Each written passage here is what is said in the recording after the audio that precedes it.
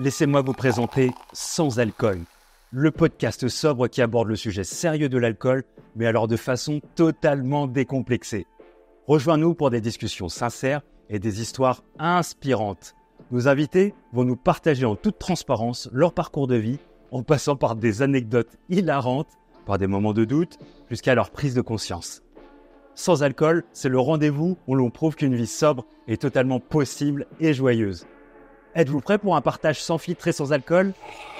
Bonne écoute. Sans alcool. Alors bonjour et bienvenue dans le podcast Sans Alcool. Aujourd'hui, j'ai l'énorme chance de recevoir Charlotte. Charlotte, ça va faire bientôt 3 ans qu'elle a décidé d'arrêter de boire, de devenir abstème. Et Charlotte, elle est multicasquette, elle est couteau suisse parce que elle est à la fois ingénieure, elle est journaliste, elle a été restauratrice et en plus écrivaine. Elle a écrit un bouquin qui est juste merveilleux, qui s'appelle Et toi, pourquoi tu bois? Aux éditions de Noël. C'est bien ça, hein, Charlotte? Exactement ça, ouais, ouais. Mais où tu Et donc, trouves tout ce temps? depuis 3 ans, j'ai plus de temps, hein, Ah en bah réalité, depuis que j'ai arrêté de boire. Depuis que j'ai arrêté de boire, j'ai un peu plus d'énergie et je trouve un peu plus de temps, c'est surtout ça. Un peu hyperactif, je pense, hein. En fait, c'est ça, quoi. T'as découvert l'alcool à tes 13 ans. Ouais, banal, hein. Enfin, banal, non, peut-être pas 13 ans, c'est peut-être pas banal, mais ma famille est banale et mon premier verre était en famille. Ma famille, elle ressemble en réalité à beaucoup de familles françaises, je pense, pas hyper différentes. Et mon premier verre, c'était pour présenter un peu comme pour ma culture générale, quoi. C'était un repas de Noël et j'ai eu le droit à un petit fond, vraiment un petit fond dans mon gobelet, quoi, un petit fond de vin blanc liquoreux de Sauternes. Et c'était vraiment présenté en mode, allez gamine, goûte, quoi. Ça y est, t'es une grande, t'as le T'es droit. une grande un petit peu. Ouais. Et ouais, c'est ça, c'était vraiment pour façonner le palais, quoi. Mais d'ailleurs, je me rappelle, enfin, il y avait eu vraiment dégustation de vin blanc, puis après vin rouge, et puis en plus que des super vins, repas de Noël, voilà, vraiment que des super vins. Et puis il y avait aussi dégustation foie gras et huîtres, quoi. C'était vraiment, on te fait déguster un peu tout, quoi. D'accord, Et c'est un peu les mets de grands, quoi. En fait, c'est ça, hein. ouais, exactement, c'est un peu les mets de grands, ouais, exactement. Et j'avais trouvé ça affreux. Vraiment D'accord. affreux. Ouais, ce Même premier sur un verre. sauterne on pourrait se dire qui est un peu sucré, qui pourrait justement, ouais, t'as trouvé ça, on va dire dégueulasse, hein. Ah, j'ai trouvé ça dégueulasse. Mais parce que je pense qu'un palais de quelqu'un de 13 ans est pas prêt, quoi. En fait, on n'a jamais goûté un truc qui ressemble à ça et j'avais trouvé ça super âpre malgré le côté liquoreux, quoi. Bon, le problème, c'est que j'ai pas trouvé ça dégueulasse toute ma vie, quoi, après. Mais et ce premier verre, je l'ai trouvé dégueulasse, quoi, en réalité. Ouais. C'est fou, hein, que Ah. tu vois, on plonge dans quelque chose après qui, à l'origine, n'est pas, qui nous fait pas kiffer, quoi. Tu vois, il y a pas eu tu sais, c'est pas une première où tu dis waouh, c'est exceptionnel et ça va poursuivre dans ma vie, quoi. C'est vraiment un truc où t'es un peu sur la retenue, tu te dis, ben en fait, pourquoi, quoi. Ouais, en fait, c'est pas très bon. Mais c'est un peu comme la clope, quoi, je pense. Enfin, qui apprécie sa première cigarette? Je... Enfin, j'imagine personne, quoi. J'imagine personne. Alors après, ceci dit, je pense que dans le cas de l'alcool, parce que suite à ce verre-là, moi, je me suis retrouvée à boire avec ma meilleure pote, alors de temps en temps, de manière hyper occasionnelle, hein, mais quand même, on avait commencé ça en vacances, on avait négocié ça avec nos parents. C'était de la Smirnoff Ice, donc qui est quand même D'accord. vraiment une sorte de limonade, mais qui a la petite particularité d'être à la vodka, quoi.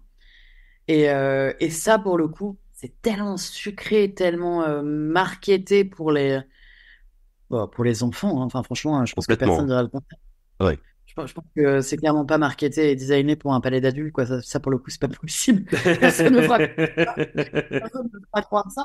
Et ça, on adorait, quoi. Ça, pour le coup, le goût, on adorait. On trouvait ça. En plus de se dire on fait un truc sexy et un peu interdit, quoi, je me rappelle que le goût, on trouvait ça génial. Tu découvres des alcools qu'on appelle un peu alcool pop, qui sont hyper sucrés, hyper marketés, avec des coloris flashy, où tu dis waouh, c'est cool. Moi, j'avais pour ma part la DSP, tu vois, qui est un peu dans la même vibe, tu vois, un peu hyper sucré aussi. Alors, il y a de la tequila dedans, mais le marketing est trop cool. T'as l'impression de d'être un grand et c'est de la limonade, quoi. Donc, tu peux en descendre des bouteilles, quoi. Donc, c'est vrai que Et je trouve ça hyper juste ce que tu dis. C'est dit, mais jamais c'est la cible, c'est des adultes purs et durs, quoi. C'est vraiment pour un adolescent qui va aller se poser avec des potes dans un parc ou comme toi avec sa meilleure pote, vous allez un petit peu braver l'interdit et puis en plus c'est cool parce que ça se voit facilement, quoi, au final. Ah bah ça se voit tout seul. Bah, c'est hyper drôle que tu parles de la DSP parce que moi la DSP ça a été mon péché mignon mais jusqu'à la fin pour le coup. D'accord. Il y avait ce truc hyper sucré et cette canette un peu orangée et moi enfin ça a été mon en fait c'était la boisson de festival et je traîne un peu je traîne un peu en festival, j'aime bien ça.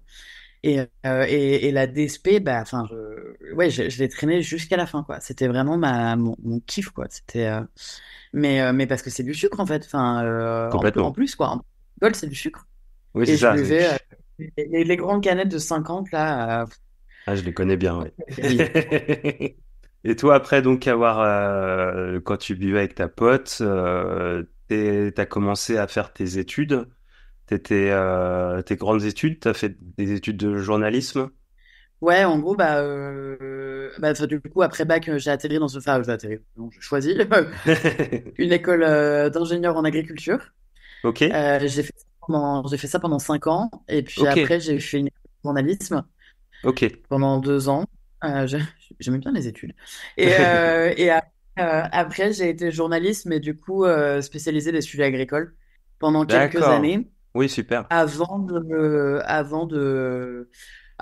vouloir trouver un peu de sens et de me dire, bon, bah, ok, c'est super de raconter la vie des agriculteurs et c'est nécessaire, mais en fait, j'aimerais bien les faire bosser. Et donc, du coup, j'ai ouvert un resto en direct des agriculteurs. Donc, le but, c'était vraiment de les faire bosser. Donc, du coup, je bossais, voilà, tout en direct, vraiment pour tous les produits. C'est génial parce que t'as vraiment une suite logique de ton parcours, hein. Tu commences dans J'ai l'ingénierie. essayé un peu. Bah ouais, ouais, mais tu sais, on se trouve pas forcément tout de suite. Et je trouve que c'est Tout le monde hyper. n'a pas su la logique au démarrage, hein, quand même. Ouais, mais quand tu le racontes comme ça, ça paraît d'une logique, tu vois, pertinente. En tout cas, ouais, c'était vraiment les moments, enfin, les envies du moment. Et c'est vrai que. Bon, et puis, c'est que des boulots dans lesquels je me suis éclaté en plus. Enfin, c'était vraiment. Alors, toujours avec un milieu hyper différent et puis plein de problématiques et puis un alcool très différent aussi. Mais, euh, mais que des chouettes milieux, ouais. Bah, c'est vrai que tu vois, tu commences par les ingénieurs. Moi, je fais un peu des clichés, hein, parce que j'ai eu aussi, je trouve que dans le monde étudiant, de toute manière, il y a de l'alcool, hein, on va pas se mentir. Que tu sois en école de commerce, que tu sois à la fac, que tu sois chez les ingénieurs. Toi, tu t'en retrouves pendant 5 ans. Est-ce que c'est hyper marqué chez les ingénieurs? Est-ce que tu as ressenti consommation déjà pour pouvoir t'intégrer? Est-ce que ça fait partie du jeu quand tu t'arrives dans des études supérieures comme ça? Mais tellement. Et puis, alors, je pense que c'est le cas dans beaucoup d'études, en fait, hein, que ce soit en médecine, en commerce, en ingé, je ne sais quoi. Enfin, moi, je suis arrivé, je pense qu'un des premiers trucs qu'on a fait, c'est qu'on m'a attendu une bière, en fait. D'accord. Et vas-y, bisu, quoi. Vas-y, bisu, bois ta bière. Mais en plus, je pense que il y avait peut-être un double truc un peu avec mon école, c'est qu'en plus, moi, c'est un ingénieur en agriculture. D'accord. Donc, il y avait ce truc où on avait, et d'ailleurs, je continue à l'être, hyper fier de notre patrimoine agricole et de ce qu'on produit et de tout ça. Mais du coup, il y avait le truc où on fait honneur en picolant en plus. Il y avait vraiment le truc de bah, la bière, le vin, c'est notre patrimoine, c'est ce qu'on fabrique. Et d'ailleurs, enfin, j'ai même des copains qui aujourd'hui sont viticulteurs, sont brasseurs, etc. Il y avait ce vrai côté patrimoine agricole qu'on embrasse, quoi. Et bon, moi je l'ai embrassé plus, et c'était tellement une manière de s'intégrer. Enfin, honnêtement, j'ai pas souvenir d'une seule personne qui buvait pas pendant ces 5 ans. Il devait y en avoir, hein, forcément, il devait y en avoir. C'est pas possible autrement, mais la personne qui buvait pas était forcément un peu bizarre, quoi. Oui. C'était un peu la bizarrerie, quoi. Alors moi, je l'ai jamais vécu en école, ce truc où on te met de côté parce que tu picoles pas. Mais je me rappelle, par exemple, de soirées de médecine où j'allais avec des copains. Il y avait des gens qui avaient écrit H2O sur la blouse D'accord. pour montrer que cette personne-là buvait pas, quoi. Genre, je signifie la bizarrerie. Ce qui est quand même un peu dingue quand on y Oui. pense. Enfin, c'est quand même un peu fou, quoi. De se dire, on va noter la bizarrerie. Non, bah, nous, c'était vraiment une manière de s'intégrer. Et puis moi, j'avais tellement à cœur euh, de me faire des potes, en fait, hein. Enfin, clairement, j'avais tellement à cœur de me faire des potes, de me dire, attends, je vais passer 5 ans dans une école, je connais personne. En plus, j'étais un peu une personne de la ville qui arrive en école d'agro, et j'avais vraiment ce truc de, ah, pourvu que j'en sois, quoi, pourvu que j'en sois, et je veux vraiment me faire des copains, et puis me faire des super copains. Et c'était clairement une manière de se faire des potes, quoi.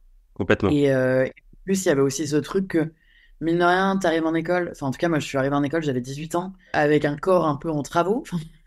J'avais quand même, euh, j'avais quand même un paquet de complexes, et c'était une manière de m'enlever mes complexes et de danser en soirée sur du Patrick Sébastien avec les copains, quoi. Enfin, clairement, je me donnais du courage liquide beaucoup, beaucoup, beaucoup. En soirée, franchement, il n'y avait pas d'offre de soft, quoi. Il y en avait pas, en fait. Enfin, j'ai des souvenirs de soirées où on avait. En plus, c'était l'époque encore où il y avait les open bars, alors, qui ont été interdits pendant que j'étais à l'école. D'accord. Mais il y avait les open bars, et en fait, on rentrait dans la salle et il y avait un bar à whisky, un bar à Ricard, un bar à vodka, enfin, Ok. et pas de soft, quoi. Pas de soft, c'était la norme. Ok. Ouais. Ouais, ouais. Ah, l'objectif, c'était de se mettre la tête à l'envers. Ah, clairement, je pense qu'il n'y avait pas d'autre objectif. Enfin, ou alors, je l'ai pas identifié. C'est possible qu'il y en avait d'autres, hein. Mais non, non, l'objectif de la soirée, enfin, l'objectif de la soirée, de tous les événements qu'on faisait, c'était de se la coller, parce qu'en fait, mais d'ailleurs, c'est cool parce qu'en fait, l'alcool s'invitait partout, et y compris dans des événements où le but n'était pas forcément de se la coller. Enfin, je me rappelle d'événements sportifs, par exemple, qu'on faisait inter-école ou des trucs comme ça, où on avait tous des bières à la main. Ce qui en soi est un peu dingue parce qu'on est sur un événement sportif, quoi. Théoriquement, alcool et sport est relativement incompatible. Mais non, on était tous là avec notre bière, genre bon, bah, mais enfin, l'alcool était vraiment partout, quoi. Et toutes les occasions étaient bonnes pour trinquer, vraiment. Et alors toi, tu t'es dit, voilà, bon, je veux me laisser la chance de pouvoir avoir des potes et que ça fonctionne bien. En plus, sur 5 ans, donc c'est important, hein, ça va être une tranche de ta vie. Et le facteur fait que pour passer par là, il faut trucker. Et ça a fonctionné. Et ça a fonctionné. Bah ouais, ça a très, enfin, en fait, moi, je voyais même pas comment je pouvais me faire des potes si je me mettais à la marche, quoi. Parce qu'en fait, pour moi, c'était ça. Mais d'ailleurs, enfin, l'idée m'a même pas traversé l'esprit, en fait, à l'époque, hein. Je me suis pas Oui, dit, je vais pas boire. Non, non. Mais c'est aujourd'hui, quand j'analyse le truc, je me dis, enfin, ça aurait été impossible pour moi de me dire, je vais me faire des potes sans boire, quoi. C'était une manière de me rendre cool. C'était une manière de rentrer dans le moule, c'était une manière de. Et puis d'être plus, quoi, d'être plus, je me trouvais beaucoup plus de charisme, quoi, en étant un peu bourré. Je faisais tomber des barrières, quoi. on est encore en travaux, j'adore cette phrase, c'est que on a 18 ans, alors sur le papier, par rapport à la loi, on est majeur, mais dans notre tête, bah, tu sais, on est encore des bébés, je pense, à 18 ans, tu vois. On est encore en train de se poser des questions de qui on est, ce qu'on a envie de faire, quelle image on veut montrer au monde, et puis déjà, notre propre image, déjà le regard de nous-mêmes, c'est pas évident. Donc c'est sûr que de pouvoir rentrer dans la masse, de pouvoir être un peu comment je dirais ça, même désinhibé, ça permet de Ouais. pouvoir tu vois se lâcher et se dire voilà, je peux être un peu foufou et en plus toi c'est quand même je vais faire des clichés mais c'est un milieu d'hommes aussi très très marqué homme. Ah bah non, on était la toute première promotion paritaire, pour le coup, donc vraiment D'accord. 50-50. Ah ouais, d'accord, cool. C'était la toute première. Donc les années du dessus ne l'étaient pas. D'accord. Mais ce qui était, enfin, on en a tellement entendu parler qu'on était paritaire que pour montrer, voilà, c'est vraiment pas la norme, entre guillemets. D'accord. Ça reste un milieu qui est quand même assez masculin.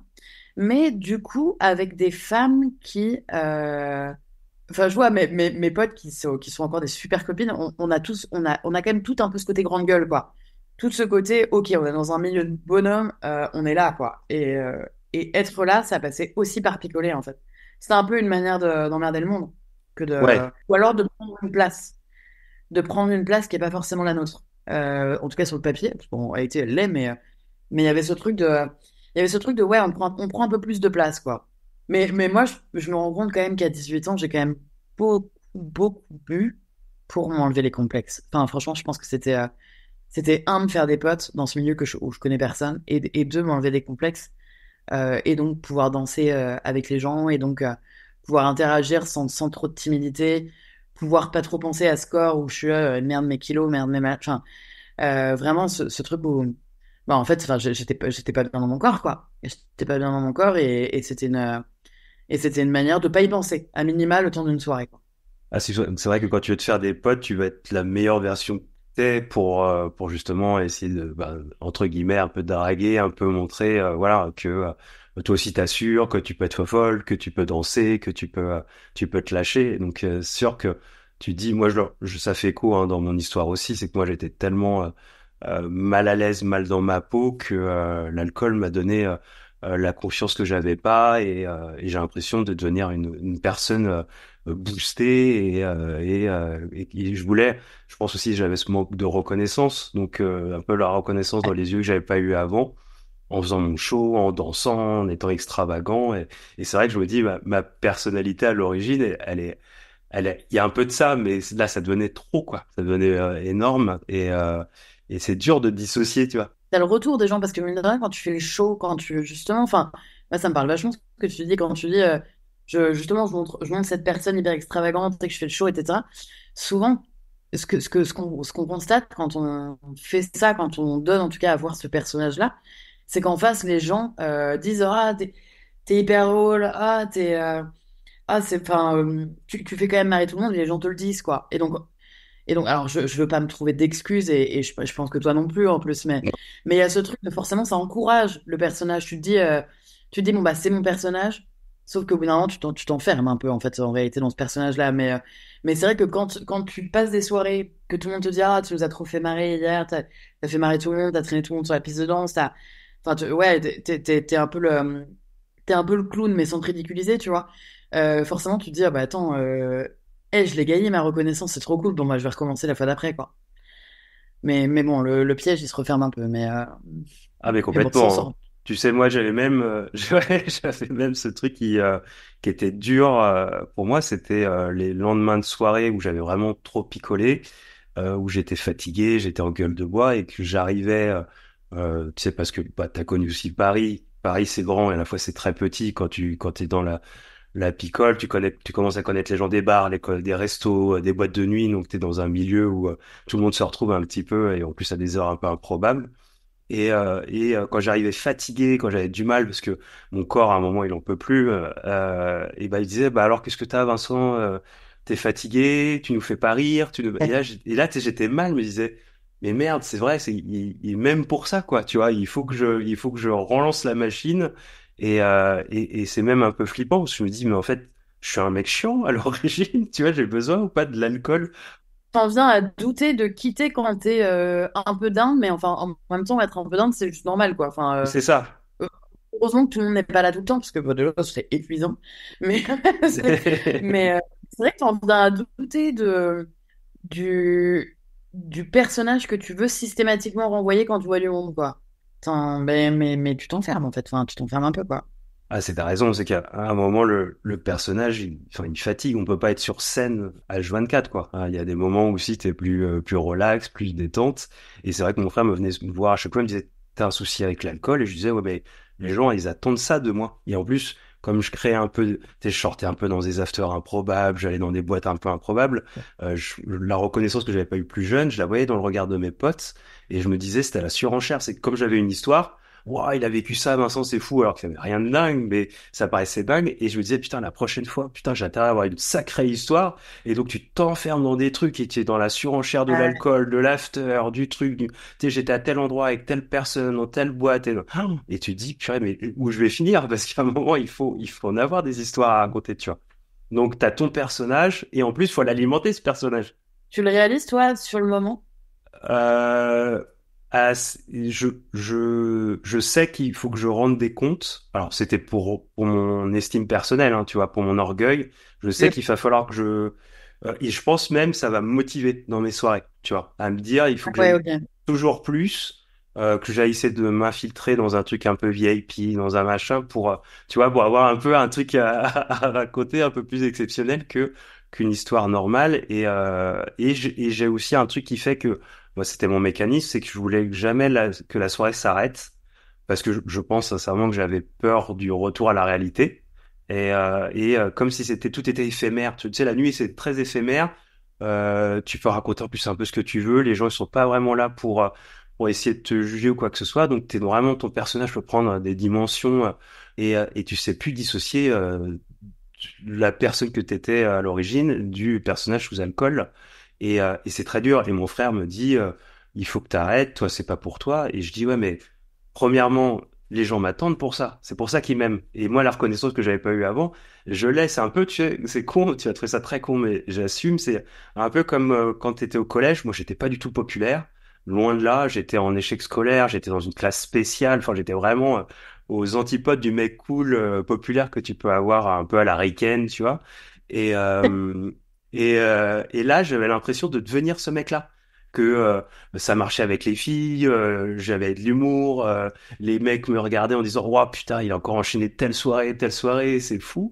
Et il y a un peu une revanche sur ça aussi, tu vois. Et me dire «Mais ce truc que je voulais tellement avoir jeune, et si je perds l'alcool, ben, j'aurais plus ce truc-là». Donc, tu vois, tu t'enfermes là dans un personnage, mais qui était devenu aussi ma vie. Parce que, tu sais, quand j'allais au resto, par exemple avec des potes, des fois, j'avais pas grand-chose à raconter. Donc j'esquivais un petit peu. Je picolais, je me disais, bon allez, on finit le resto, on va sortir en boîte, on va faire des trucs, tu vois, pour, je pense, dire, bah il faut que je dise des choses, quoi, parce que j'ai rien à vous raconter vraiment, parce que je construis pas grand-chose. Et en plus, bah je vieillis, et je rebondis sur ce que tu disais toi tout à l'heure. Tu passes ce cap du journalisme, et ce qui est assez dingue, c'est que tu pars dans la restauration. Pour moi, c'est hyper logique par rapport, tu vois, à ton processus, même si tu me dis c'était pas si clair que ça et ça arrivait sur des envies de vie à tel moment. Mais tu arrives dans la restauration. Et moi qui ai un peu fréquenté aussi les bars et je bossais pour des potes dans les bars et voilà, je me suis dit putain, mais tu sais que l'alcool, c'est un truc où t'en as besoin, hein, parce que j'étais conscient, hein, pour le coup. Je pensais pas être alcoolique. Je pensais, tu vois, être un gros fêtard, donc ça c'est sûr, hein, mais je pensais pas être alcoolique ou tu as les clichés un petit peu de l'alcoolisme, de boire tout seul, ou des gens qui seraient dans la rue, ou des gens au PMU à 10 heures du mat. Ok, ouais, ouais, ça c'est clair là-dessus.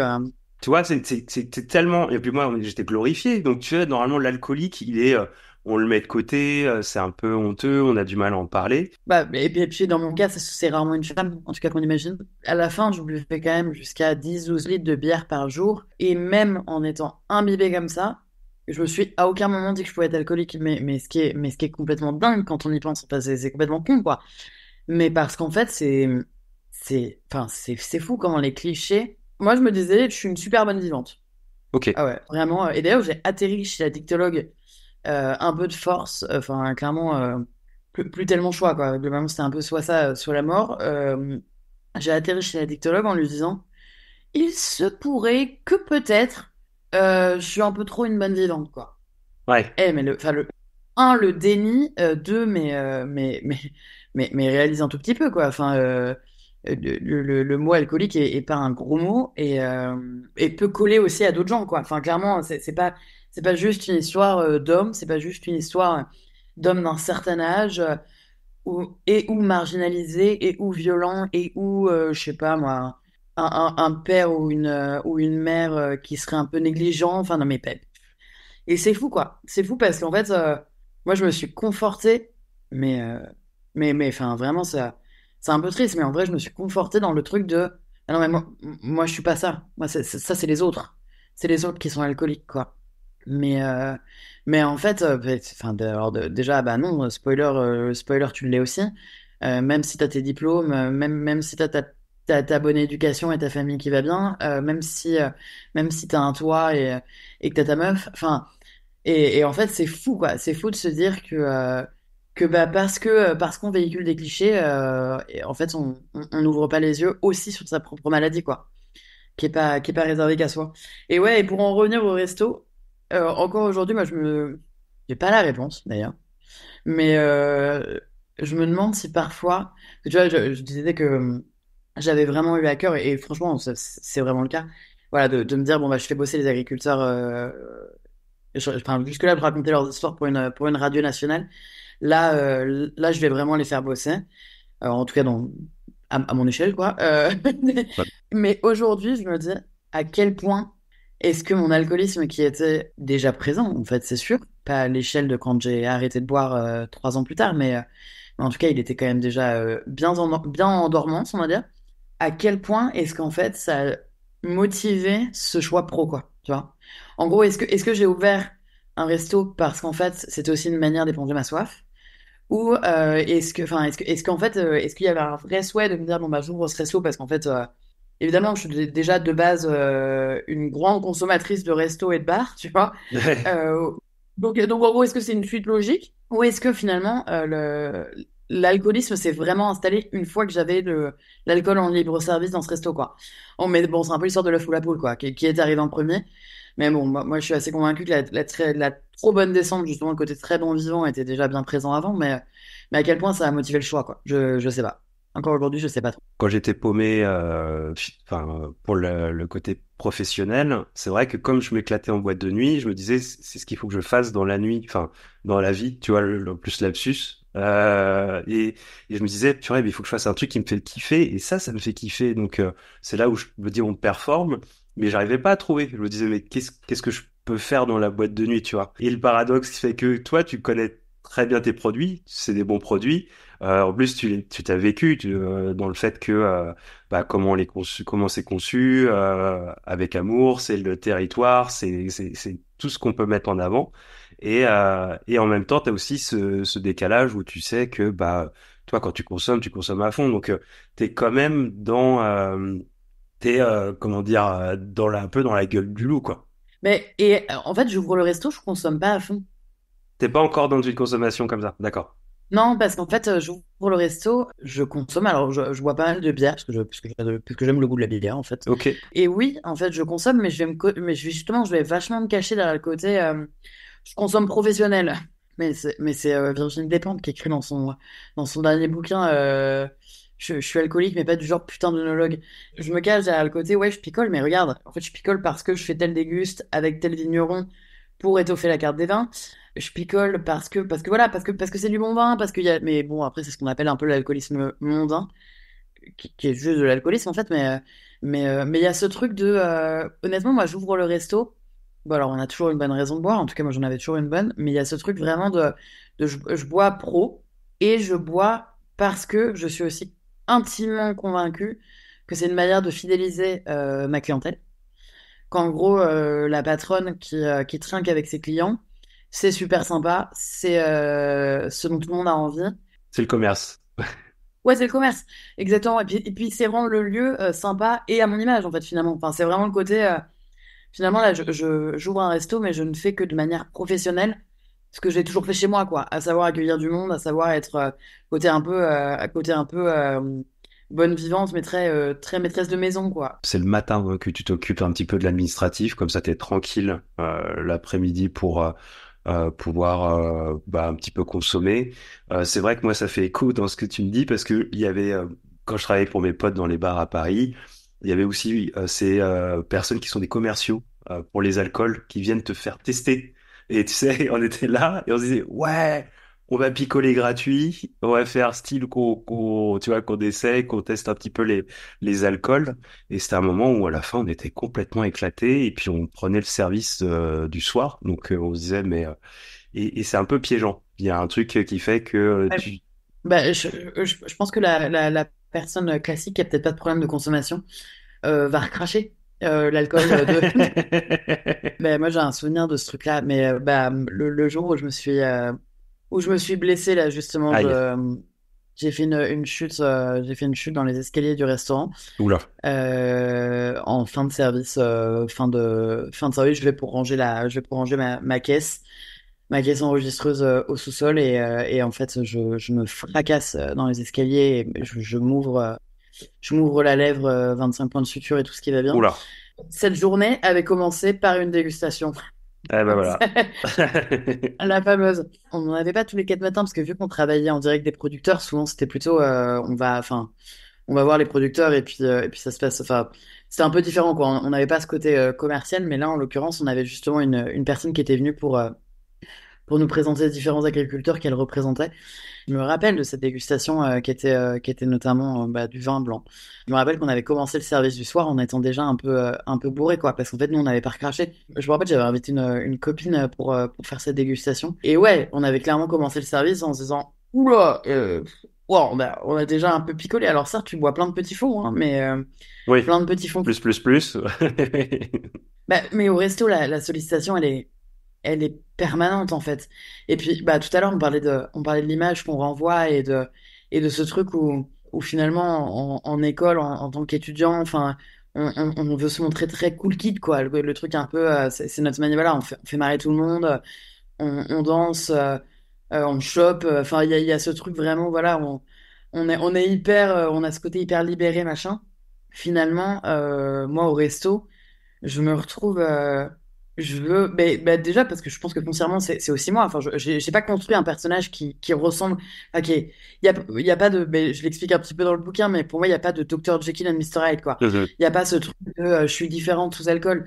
Alors oui, je suis peut-être un peu too much avec alcool, mais en réalité je pense que foncièrement ça reste moi. Je veux pas excuser des comportements que j'aurais pu avoir un peu en mode non mais ça c'est moi sous alcool en fait. Non, bah non, ça reste toi et assume, chérie, quoi. Mais bon, dans une certaine mesure, on s'entend. Mais finalement, au resto, vu que moi, j'ai toujours accueilli plein de potes à la maison, que j'ai ce côté vraiment, ouais, très maîtresse de maison. J'adore cuisiner pour les gens. J'adore les grandes tablées. J'adore ce truc-là, mais depuis hyper longtemps, depuis que j'ai la possibilité de le faire chez moi, en fait. Là, finalement, c'est le côté où je passe pro. Clairement, je passe pro, quoi. Je vais gagner ma thune en faisant ce que j'ai toujours aimé faire chez moi. C'est trop stylé. Et sauf que je vais aussi gagner de l'argent en faisant un truc que j'ai toujours fait aussi chez moi, à savoir picoler, quoi. J'ai foncièrement en tête ce truc que passer un bon moment égale boire de l'alcool. Et d'ailleurs, je suis cette restauratrice qui juge, et c'est terrible, aujourd'hui je m'en veux, et d'ailleurs je m'excuse auprès de tous mes clients, quoi. Mais je suis cette restauratrice qui juge les gens qui viennent dans mon resto et qui picolent pas. Parce qu'en fait, je me dis, mais qu'est-ce que tu viens faire, en fait, la réalité et c'est complètement con. Enfin, c'est potentiellement le cerveau d'une personne alcoolique, en fait, qui pense ça. Aujourd'hui, 3 ans après avoir arrêté de boire, heureusement que, en fait, on peut s'amuser sans alcool et heureusement que je continue à sortir au resto, je continue à sortir en boîte, je continue à aller dans des bars sans alcool. Mais moi, à l'époque, je suis intimement persuadée. Enfin, en gros, qu'est-ce que tu viens faire dans un resto, dans un bar, si c'est pas pour picoler, en fait? Mes clients passent un bon moment en buvant et moi je trinque avec eux parce qu'en fait c'est l'image que je renvoie, quoi. C'est que je suis là, c'est la patronne super cool, quoi. Mais sauf qu'en fait quand t'as une tireuse à disposition, alors à disposition oui et non parce que il y a quand même ce truc de Ouais, c'est ton commerce quand même. Ouais, ouais. Ouais, ouais, c'est ton commerce ouais, tu veux que ça roule, tu veux que ça tourne. ouais, et puis j'ai le côté assez vraiment très éthique pro, quoi, tu vois, le Oui. truc il faut. Je... et d'ailleurs, l'alcool m'a finalement jamais joué de tour au taf parce qu'il y avait tellement ce truc de non, non, le taf, c'est le taf, quoi. Enfin, bon, alors, la gueule de bois a jamais eu trop sa place chez moi parce qu'en fait, quand je commençais à boire plus jeune, je faisais beaucoup de sport et donc le lendemain, en fait, quoi qu'il, j'étais là et j'étais au taquet et il y avait pas de. Enfin, clairement, la gueule de bois avait pas sa place, quoi. Et en fait, ce truc, je l'ai vraiment gardé, y compris dans le milieu pro, quoi. Vraiment, très bon soldat, quoi. Bon petit soldat. Et donc, au resto, oui, je picole avec les clients, mais je vais pas vider les fûts, je vais pas vider les bouteilles, parce qu'en fait, ce business, il faut qu'il tourne quand même, quoi. Sauf qu'en fait, je deviens quand même une dealeuse de drogue légale. Alors, parce Oui. que l'alcool est un peu une drogue, alors, mais certes légale, mais est quand même un peu une drogue. Et la drogue, je la consomme, quoi. Je la consomme. Enfin, on disait tout à l'heure, les dealers sont ceux qui goûtent pas leur cam, mais j'ai tellement goûté. Et d'ailleurs, je me suis tellement aussi cachée derrière ce truc. Combien de verres j'ai bu parce que... Non, mais attends, il faut le goûter, ce vin-là, pour être sûr qu'il est vraiment bon encore quand même, hein. Non, mais n'importe quoi. C'est la même bouteille qu'on a depuis 6 mois. Il y a aucune raison qu'elle ait changé entre-temps. Mais moi, en disant ça, je me trouve une bonne raison, quoi. Je me trouve une Ouais. bonne raison de déboucher cette bouteille, de la goûter. Et puis, je donne une bonne raison aux autres, en fait, aussi. Parce que, parce que finalement, ce qui se passe, c'est que Bah, c'est que j'ai quand même une très très bonne amie qui avant même que j'ouvre le resto, tente de me faire promettre. On n'avait pas encore ouvert, je me rappelle, enfin, cette scène, je m'en rappelle, mais parce qu'en fait, elle m'a piqué, quoi. Viscéralement, elle m'a piqué. On était dans les gravats du resto, enfin, dans les travaux, quoi. Et elle me dit, ouais, Charlie, est-ce que tu peux me faire la promesse que tu boiras pas tous les jours au resto? Et moi, mais de façon épidermique, ça me dérange ce qu'elle vient de me dire, quoi. Vraiment, je me dis, mais elle m'emmerde, quoi. Mais qu'est-ce qu'elle me raconte? Et en même temps, en fait, elle sait quoi. Elle sait, elle pique.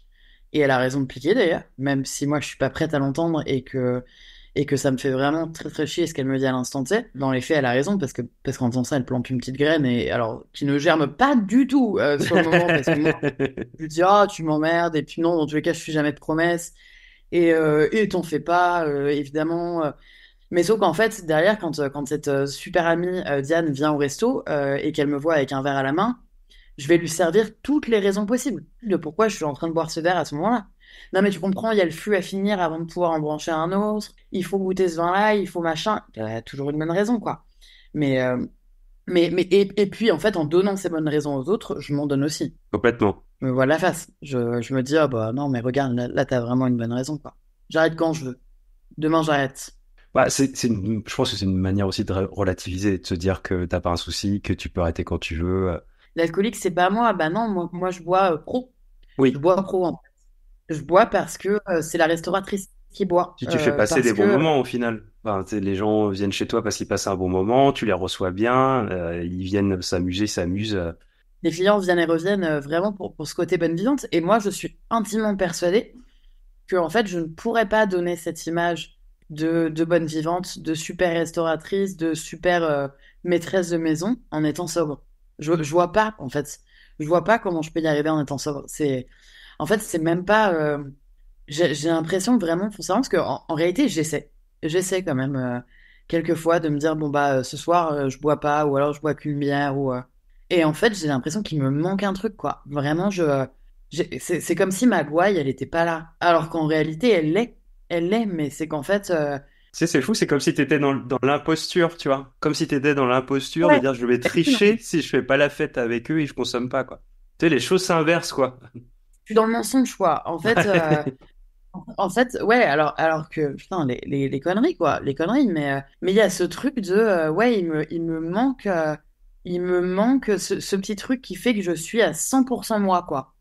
À 100% moi, et pourtant, j'ai quand même conscience qu'on attend de moi un truc qui passe aussi par l'alcool, mais en gros, moi, à ce moment-là, je suis convaincue que sans alcool, alors j'y pense pas souvent au moins sans alcool à ce moment-là, mais j'y pense quand même de temps en temps. Je suis quand même aussi intimement convaincue que vraiment sans alcool, bah, j'ai pas de charisme. Bon, que les soirées sont un peu longues et que donc comment je vais tenir sans alcool. En plus, j'aime le goût.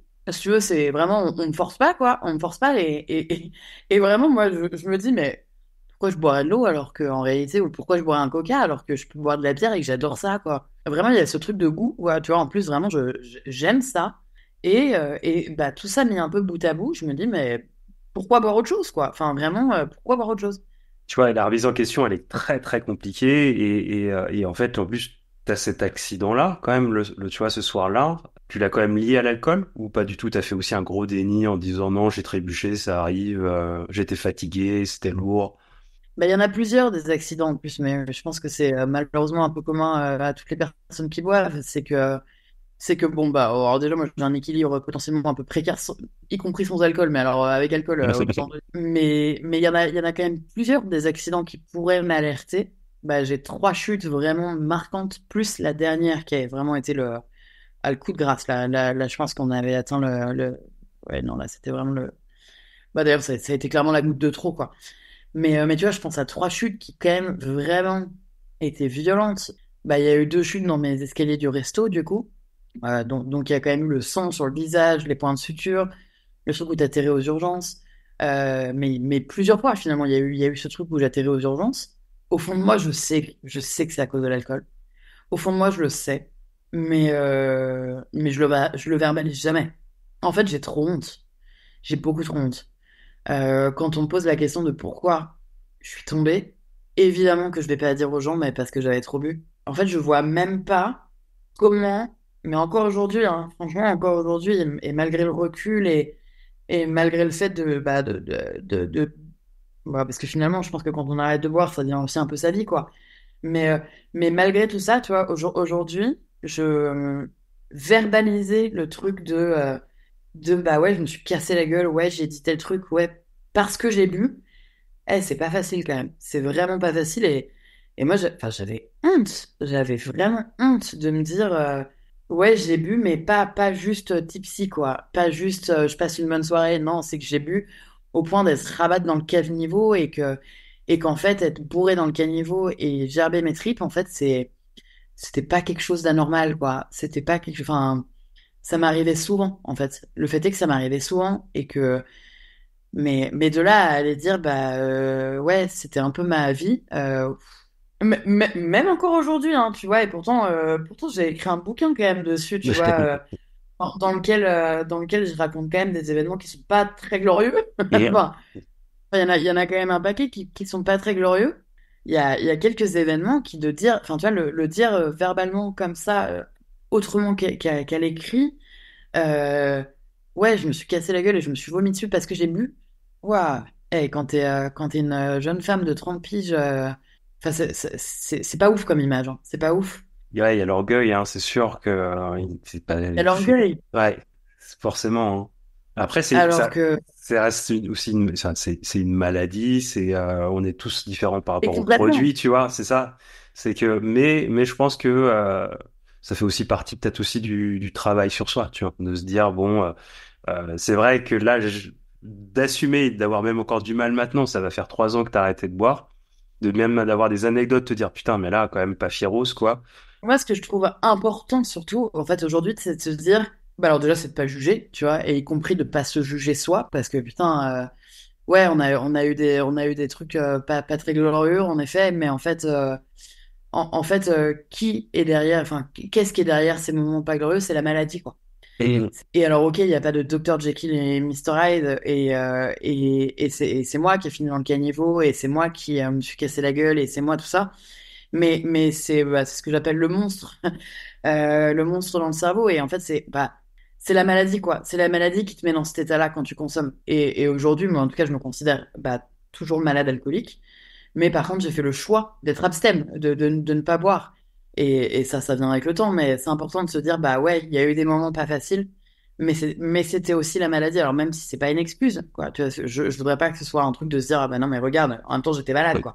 oui. Mais il faut bien comprendre que c'est pas qu'une question de volonté, quoi. C'est pas demain j'arrête de boire, en fait. C'est pas un matin tu te réveilles parce que la veille tu t'es cassé la gueule et t'as la gueule en sang et t'as des bleus de partout et tu te réveilles un bon matin et tu te dis ok à partir de maintenant j'arrête de boire. Bah non, non. Enfin, ce serait tellement fabuleux que ça se passe comme ça. Mais sauf qu'en fait le petit moulin, le petit vélo dans la tête, lui il a soif, quoi. Il lui faut sa dose et finalement tu vois à la fin du resto c'était vraiment ça, quoi. Enfin moi, avant que j'arrête de boire, c'est les 9 10 derniers mois.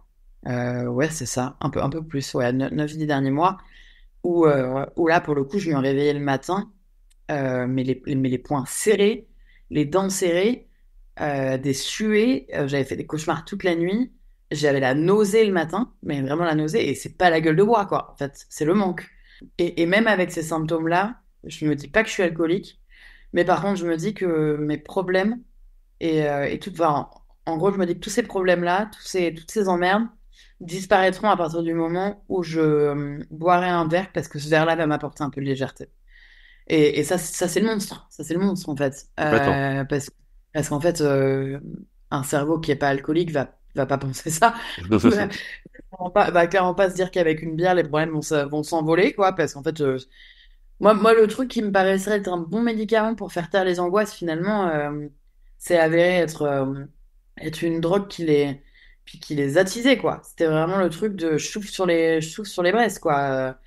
Mais moi, j'avais l'impression que mes problèmes s'envolaient, quoi. Enfin, ou en tout cas, pas s'envolaient, mais paraissaient plus supportables. Et en fait, je calmais le manque. En fait, le fait est, enfin, la réalité médicale, c'était que je calmais le manque, quoi. Je calmais le manque en buvant une bière. Puis après, tout était calculé, quoi. Savamment calculé dans la journée pour pas paraître bourré aux yeux des gens.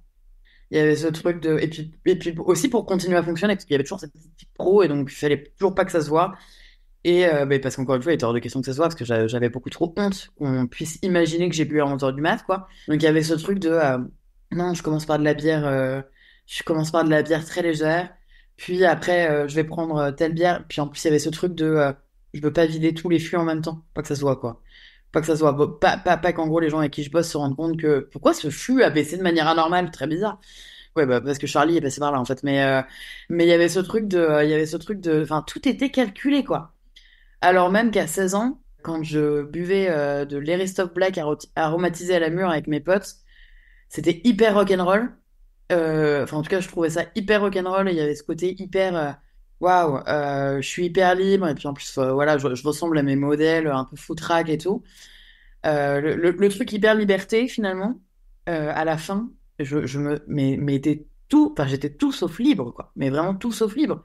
Quand on vient à calculer, encore une fois, de manière un peu inconsciente, mais n'empêche que tu le sais, quand j'en suis venu à calculer à telle heure je peux prendre tel truc, à telle heure je peux prendre tel truc, mais c'est tout sauf être libre. C'est tout sauf être libre, en fait. Enfin, le schéma de merde, quoi. Enfin, vraiment. Et puis, en plus, un schéma répété, quoi. Un schéma répété, mais dans lequel je me suis pas trop dit. Enfin, si, inconsciemment, je savais quand même. Enfin, ouais, puis même un peu consciemment, je savais quand même qu'il y avait un problème. Mais j'avais aussi quand même encore Il y avait des jours où, par exemple, je pouvais ne pas boire. Et donc, je me disais, bah, regarde, là, tu bois pas. Donc, ça va, quoi. Mais sauf qu'en fait, je pouvais ne pas boire, mais parce que je savais que le lendemain, j'allais retourner au resto et que j'allais reboire, quoi. Donc, tant que j'avais la perspective d'une consommation prochaine, bah, très proche, quoi, surtout, et bah, ça allait. Mais ce que moi, du coup, je me rassurais en disant, bah non, mais regarde, tel truc, tu bois pas, bon, bah, donc ça va, quoi. Ça va, mais pas du tout. En fait, pas du tout. Parce que par contre, si j'étais, par exemple, dans un lieu dans lequel j'avais toujours picolé, donc typiquement au resto, et que, par exemple, ce jour-là, j'ai décidé de pas boire, là, c'était pas possible. Pas En fait, possible. là, c'était pas possible. Mhm. Et alors déjà, j'en avais pas envie. Clairement, j'en avais pas envie de même essayer. Et quand bien même parfois, parce que ça a pu m'arriver quand même une fois ou deux bah ou alors j'avais des rendez-vous pro par exemple, des trucs un peu importants, des trucs où clairement t'arrives pas en ayant bu 4 bières quoi. Donc ces moments-là, soit où je tentais de me limiter, soit où carrément je buvais pas, mais je devenais dingue, mais je devenais ouf quoi. À me dire qu'est-ce que je fous là en fait, même qu'est-ce que je fous là? Qu'est-ce que je fous à cet endroit où j'ai toujours picolé et je ne bois pas? Mais c'est comme être dans un bar et pas boire quand on a toujours bu dans un bar, quoi, en fait. Tu le dis vachement bien, hein. Tu t'as dit un truc en interview que j'ai trouvé vachement bien. Tu dis quand on va à un endroit et que comment reconnaître si on a vraiment une dépendance, c'est le fait de si tu vas à un endroit et que tu peux pas consommer, t'as pas cette possibilité-là et tu t'emmerdes ou tu sens qu'il y a un manque ou tu sens que machin et tu dis waouh c'est grave parce que là j'ai besoin du produit en fait au final pour passer un bon moment, pour m'éclater, pour me marrer. Et je trouve que c'est hyper juste. On peut pas jauger vraiment l'alcoolisme parce que on est tout à l'heure, on était dans les clichés et c'est ça qui nous colle encore un peu à la peau et c'est pour ça que c'est dur, je pense, à le dire aussi. Et je dis, c'est pour ça aussi que peut-être l'addictologue est important parce que lui, il va te dire des mots que toi, tu peux pas peut-être sortir et ça te fait grave du bien et tu as un miroir et c'est cool parce qu'il est bienveillant avec toi d'avoir une vraie définition de ce qu'on nous a ancré dans notre société, justement avec ces clichés-là, c'est vrai que quand tu vas faire une activité, quand tu vas aller à quelque part, quand tu vas faire un événement, si tu as ce Un dîner, même. manque-là, même un La nuit. dîner, hein, mais complètement, c'est ça, c'est vraiment un truc, mais vraiment sans prétention, c'est pas le jour de l'an ou enfin des grosses fêtes ou voilà un anniversaire ou voilà, c'est si tu sens qu'il y a que là t'aimerais bien consommer et que tu vas t'emmerder, que tu te fais chier et que voilà, déjà, il y a quelque chose où tu te dis, merde, ça devrait faire tilt. Quand on fait la liaison, et tu as raison tout à l'heure avec la cigarette, je me dis, une personne qui va fumer une cigarette par jour, on peut pas dire qu'il est pas fumeur. Il est fumeur. Donc, si tu prends un verre par jour, comment on peut appeler cette personne-là? C'est quand même accoutumé, tu vois. Alors elle va me dire oui, mais non, non, mais moi je sais boire. Moi, j'ai aucun problème avec l'alcool. Je consomme que de temps en temps et tout. Et t'as l'impression que je dis mais moi je suis pas là pour vous faire arrêter déjà. Si vous vous éclatez avec ou si vous Alors, savez boire convenablement entre guillemets, moi je suis content pour vous. Moi je sais pas faire. Mais tu sais, il y a comme un truc de je suis pas alcoolique. Je suis pas alcoolique. J'ai pas de problème avec l'alcool, tu vois. Et je pense qu'il y a un truc entre être alcoolique et avoir des comportements addictifs, d'ailleurs. Enfin, tu vois, il y a aussi une. Je pense il y a des degrés d'addiction. Et je pense que, tu vois, rien que de se dire, tu vois, qu'on est possible de tenter l'expérience, que par exemple, de se mettre dans un lieu, dans un événement où on aurait toujours picolé un anniversaire, un repas de famille, un truc de. Anyway, franchement, peu importe l'occasion. Et rien que d'avoir la volonté de se dire, hey, tu sais quoi, ce soir, je bois pas, je teste ce qui se passe, déjà, c'est hyper courageux. Et enfin, moi, en tout cas, tu vois, je me dis, à quelqu'un qui est capable de se faire ça, quelqu'un qui est capable de se lancer ce micro-défi, quoi, et donc de se faire un peu cette espèce d'auto-diagnostic de est-ce que ça va me manquer? Pourquoi? Est-ce que ça va pas du tout me manquer? Tant mieux. Est-ce que je vais me faire chier? Est-ce que je vais me trouver chiant? Enfin, bon, bref, il y a plein de raisons, quoi. Mais déjà, je trouve qu'être capable de se faire ce petit test, quoi, déjà, c'est hyper courageux. C'est comme les gens qui se lancent dans le dry January ou Complètement. n'importe quelle période. Moi, perso, j'en étais mais terriblement incapable et puis j'en avais pas du tout envie, en fait, parce que je pense qu'au fond de moi, je savais pertinemment que le défi était pas possible, en fait. Enfin, ou alors que je serais devenue complètement folle et que même pour mes proches, ça aurait pas été souhaitable, quoi. Vraiment, il y avait ce truc de ah non, si c'est pour devenir givré, intérêt limité, quoi. Tu vois, je prône vraiment pas du tout j'ai vraiment pas vocation à ce que les gens arrêtent de boire. Je suis pas du tout hygiéniste. Pas du tout, mais vraiment pas du tout. Et j'admire à mort les gens. Bah d'ailleurs, enfin, je vis avec quelqu'un qui continue à boire. Et moi, j'admire cette capacité à boire un verre, à le déguster, à en profiter et à se dire j'arrête là. Waouh, fabuleux. Enfin, franchement, fabuleux. Moi, personnellement, la modération, je l'ai jamais connue. Mais dans pas grand-chose, en fait. Enfin, je mets l'alcool, mais finalement, il peut y avoir d'autres choses, quoi. Je suis pas quelqu'un de forcément de très modéré, on va dire. Il y a eu un manifeste qui est sorti dans un magazine qui s'appelle Manifeste de la sobriété joyeuse. D'accord. Et en fait, que je trouve vraiment brillant, parce qu'en gros, qui est, on vous dit pas de pas boire, pas du tout, mais on vous dit de boire si vous avez envie de boire. Et au même titre que plein d'autres choses. En gros, vous dansez si vous avez envie de danser, vous baisez si vous avez envie de baiser, vous sortez si vous avez envie de sortir, et vous buvez si vous avez envie de boire. Et vous buvez pas par convenance, vous buvez pas parce qu'on attend de vous que vous buviez finalement. Vous buvez parce que vous avez vraiment, à ce moment-là, envie de le faire pour telle ou telle raison, parce que ça peut être bon, assez simplement, qui peut être une raison suffisante d'ailleurs, pour boire. Et en gros, il y a autant de bonnes raisons de boire que autant de bonnes raisons de ne pas boire. Et je trouve que ce manifeste, il est tellement chouette parce qu'en fait, justement, ça permet de vivre un peu en harmonie, quoi. Que nous, abstem, on soit pas mis de côté. Parce qu'en fait, c'est ça. C'est que c'est pas forcément toujours simple, aujourd'hui, d'évoluer dans un milieu où tout le monde picole, et de dire, bah non, désolé, moi je bois pas parce que, bah, pour telle et telle raison, encore une fois, on peut avoir tellement de bonnes raisons de pas boire. En l'occurrence, je bois pas parce que je suis alcoolique, et voilà, mais donc c'est une raison suffisante qui, heureusement, depuis 3 ans, est une raison pour laquelle on insiste peu, tant mieux. Et en gros, je suis sobre parce que j'ai décidé de l'être, et ça m'enlève pas mon grain, ça m'enlève pas mon truc. Et en gros, je vais décider de boire parce que j'ai décidé, quoi. Mais vraiment, ce truc de en pleine conscience. Toi comme moi, on n'est pas hygiéniste, quoi. On Non. n'a pas ce Ah non. souhait. Non, non, le but, c'est justement, comme tu disais bien, hein, c'est que tout le monde s'amuse ensemble et que, mais pour que tout le monde s'amuse Ouais, ensemble, il faut un respect un peu mutuel. Et c'est ça qui est important, quoi. c'est ça. C'est ça qu'on voudrait. Au même titre qu'on normalise finalement depuis la nuit des temps le fait de C'est ça. boire, Mm, mm. et ben normalisons le fait de ne pas boire. Et de se dire, bah ouais, en fait, ouais, ok, on boit pas, et puis c'est tout, en fait. On ne demande pas de justification, on ne demande pas le pourquoi tu bois pas, on se dit pas que c'est forcément. Enfin, moi, ça fait 3 ans qu'on me demande si je suis enceinte, quoi. Oui, c'est ça, je voulais te dire, t'as la pression voilà, la pression sociale du fait que t'as arrêté de boire, ouais, on te demande si t'es enceinte, quoi. Gestation de l'enfer. Non, mais c'est vrai, enfin, quand t'es une jeune femme en âge d'avoir un enfant et qu'en Oui, gros tu bois pas, première question, t'es enceinte. Non, en fait, je pourrais juste décider de ne pas boire parce que j'ai pas envie. Mais il y a tellement de raisons, en fait, et des raisons qu'on n'a pas à discuter, en fait. C'est surtout ça. On n'a pas à discuter. Et le jour où on les discutera plus, bah, il y a peut-être plus de gens qui picoleront en pleine conscience, en fait. Qui oui, se diront, ah, bah, il y a un verre qui sont pas nécessaires, en fait. Parce que complètement. si j'ai pas à justifier que je bois pas, finalement, en gros, si j'ai pas à justifier que je bois pas, est-ce que vraiment ce verre-là, il est nécessaire, quoi? Peut-être pas. Ton histoire, moi, elle m'a beaucoup touché. Je t'ai rencontré, je t'ai vu sur Média Vidéo Réel Média, parce que je me suis dit, mais putain, mais quand j'étais dans ma dépendance, quand j'étais dans mon cheminement, je me serais dit, putain, on se ressemble beaucoup. Tu sais, en plus, il y a le côté parisien, il y a des choses, tu sais, il y a une anecdote, il y a une phrase, et je me dis, putain, mais ça me parle tellement, et j'aurais kiffé, en fait, à l'époque, ou même encore il y a très peu de temps, tu vois, d'avoir des parcours de vie, et c'est hyper important parce que ça ouvre l'esprit. On veut pas faire arrêter, on veut pas faire diminuer, mais rien que de pouvoir un peu normaliser, dire, bah, nous, on s'éclate sans et c'est cool. On peut faire la fête sans, on peut vivre différemment, on peut monter des projets, ça peut être très nice.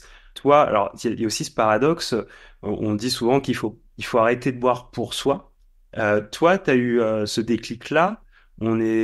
C'est avec ta femme, c'est ça qui t'a fait ce déclic où tu t'es dit là, c'est bon, on arrête les conneries. J'ai arrêté de boire pour elle. Enfin, en gros, il y a eu un espèce d'ultimatum. Aujourd'hui, je suis sobre pour moi. C'est très beau. Je pense que si j'avais continué à le faire pour elle, bah déjà, c'est pas normal, en fait. C'est pas normal parce que bah, ça tiendrait peut-être pas. Et puis même pour elle, c'est horrible comme pression de se dire, attends, la personne, en fait, enfin, je sais pas, en réalité, elle aura le droit de se barrer de n'importe quand. Et en gros, si elle vit avec cette espèce de truc de, attends, si je me barre, Charlie repicole, c'est pas normal. Non, bah ouais, moi, ce qui s'est passé, en fait, c'est que ouais, c'était le moment où je picolais quand même vraiment très très fort. On était sur des litres et des litres par jour, en fait, hein, vraiment. Et en gros, bah, une énième chute. Alors, cette fois-ci, dans la cage d'escalier de notre immeuble. Je Aïe. dévale, mais vraiment euh, plus de 15 marches à la Ouais. renverse. En plus, je venais de me faire opérer du genou. Enfin, c'est l'histoire. Je dévale avec mes béquilles et tout. Je m'ouvre la tête. Et en fait, à ce moment-là, le fait est que j'ai quand même vraiment envie de crever. J'ai vraiment envie de crever parce que toutes mes journées se ressemblent. Mais parce que je fais en sorte qu'elles se ressemblent, en fait, hein. Je bois finalement quasiment tous les jours à la même heure la même chose pour qu'en gros la journée passe vite, pour que j'oublie les emmerdes que j'ai au resto, parce qu'il y a quand même quelques emmerdes, même si le resto fonctionne bien. Il y a eu un associé qui s'est barré, enfin bon, bref, il y a quelques emmerdes, quoi. Et donc, je suis dans une espèce de spirale. Et en vrai, j'ai un peu envie que cette spirale s'arrête, quoi. Et il n'y a pas grand-chose qui me retienne dans le fait que ça s'arrête, mais ce qui me retient, c'est entre autres ma compagne, Ali. Et en fait, elle me récupère dans ses escaliers. Alors, on habite 2 étages au-dessus, mais en fait, elle a entendu dans les escaliers Ah là là. le bordel. Et en fait, elle sait que c'est moi, quoi. Oh là Mais, là. mais ce qui montre à quel Mm. point, et à quel point d'ailleurs, moi j'en avais tellement pas conscience, et aujourd'hui je réalise, tu vois, mais quasiment 3 ans après, mais à quel point elle sait que c'est moi, quoi. À quel point, en fait, être proche de quelqu'un de malade alcoolique, c'est vivre, en fait, dans la peur permanente. Et moi, j'en avais tellement pas conscience. Et en fait, j'ai lu un truc il y a pas si longtemps que ça qui disait que pour une personne malade alcoolique, c'est 5 personnes autour qui souffrent. Ok. Et je pense que quand on est encore dans le produit, on s'en rend tellement pas compte. En fait, enfin, on s'en rend compte, mais à petite dose, quoi. Et moi, elle m'a dit il y a pas longtemps, par exemple, non, mais avant, tu sais, j'avais toujours peur de se retrouver à n'importe quelle heure du jour ou de la nuit, soit à l'hôpital, soit t'avais pris un avion pour Beyrouth, Madrid, je ne sais où, soit, soit t'étais passé sous un camion, soit, enfin, elle m'a dit, mais en fait, je vivais dans la peur Peur permanente, quoi, en permanente. me disant, Ah mais ouais. qu'est-ce qu'elle a fait en fait aujourd'hui? Qu'est-ce qui est, voilà. Et alors qu'à côté de ça, à contrario, je donnais l'image de la bonne patronne de bar qui tient bien son bar et ça fonctionne, quoi. Mais bon, bref, je fais cette chute dans les escaliers et donc Alice sait. Voilà. Et donc elle me récupère et bon, pour elle, ça vaut le coup que j'ouvre les yeux, même si honnêtement, j'ai vraiment pas envie de les ouvrir à ce moment-là. Je me dis, pourvu que ça se termine. Vraiment, pourvu qu'on mette fin à cette espèce de spirale. Et en fait, bah, il va y avoir cette conversation très compliquée. Puis alors, c'est l'arme en fait. C'est l'arme, cette conversation très compliquée. Et elle me dit, et en fait, c'est la première fois qu'on me prononce de manière aussi claire ces mots-là. Et elle me dit, non, mais en fait, Charlie, ton problème, c'est pas le resto. Ton problème, c'est pas tes emmerdes pro, c'est pas tes emmerdes financières, de je sais pas quoi, de machin. Non, en fait, ton problème, c'est l'alcool, quoi. Elle dit, ton problème, c'est l'alcool. Et si tu fais rien, tu vas crever. Et le problème, c'est qu'en faisant ça, tu vas faire souffrir tous les gens qui t'aiment. Et moi, je t'aime. Or, c'est hors de question que bah, je souffre avec toi, quoi, en fait. Et donc, en fait, si tu fais rien, bah, je vais me barrer. Et bon, bah, moi, je me prends une énorme claque, hein. Enfin, évidemment, hein, Un le truc. tsunami. Ouais. Ah bah. Et puis, en fait, j'ai très, très honte de consommer autant, mais j'ai très, très peur depuis assez longtemps, en fait. Enfin, finalement. ma peur grandit en même temps que ma consommation, parce que moi, en gros, j'ai peur qu'on me quitte. Parce qu'en fait, dans mon imaginaire, moi, c'est ce qu'on fait, c'est qu'on quitte les gens qui picolent. Les gens qui picolent, ils sont seuls. Ils sont seuls avec leur verre. Mais encore une fois, c'est nos clichés, hein. Et donc, en fait, voilà, moi, je me dis, j'ai honte de ce que je bois, et plus j'ai honte, plus je bois. Et plus je bois, plus j'ai peur qu'on me quitte. Ouais, c'est la spirale. Parce que finalement, je m'aime tellement pas moi que pourquoi est-ce que quelqu'un m'aimerait, quoi? Mhm. Et donc à ce moment-là, moi, ça me fait une bombe, quoi. Et je me dis, elle va me quitter. Et moi, je l'aime, et donc j'ai pas envie qu'elle me quitte, en fait. Le Oui, fait est, tout c'est surtout simplement. ça. Mhm. Même si elle a prononcé le mot t'as un problème avec l'alcool, je me dis pas mon problème c'est l'alcool, mais je me dis ah pour qu'elle me quitte pas, je peux au moins essayer de diminuer un peu. C'est surtout ça en fait que je me dis. Je revois cette même pote qui justement des mois avant, des années avant m'avait dit tu peux me faire la promesse de pas boire tous les jours s'il te plaît au resto. Je vais prendre une bonne dose de courage liquide avant de pouvoir lui prononcer ces mots-là, mais on picole toute la soirée et au bout d'un moment, mais vraiment je vomis les mots quoi, vraiment comme ça. Et je lui dis, bah Diane, en fait, t'avais peut-être raison, quoi. T'avais peut-être raison, j'ai peut-être un problème avec l'alcool. Et pouf, ça s'arrête là. C'est à peu près le seul truc que j'arrive à prononcer, quoi, ce soir-là. Et moi, je suis dans le déni, quoi. Et donc, je vous raconte un peu ce qui s'est passé la veille avec Ali. Enfin, et en gros, ce qu'on fait, c'est qu'en fait, on regarde un peu, en bonne journaliste que nous sommes, enfin, en tout cas, qu'on a été. On regarde sur Internet, on tape problème alcool, qu'est-ce qu'on...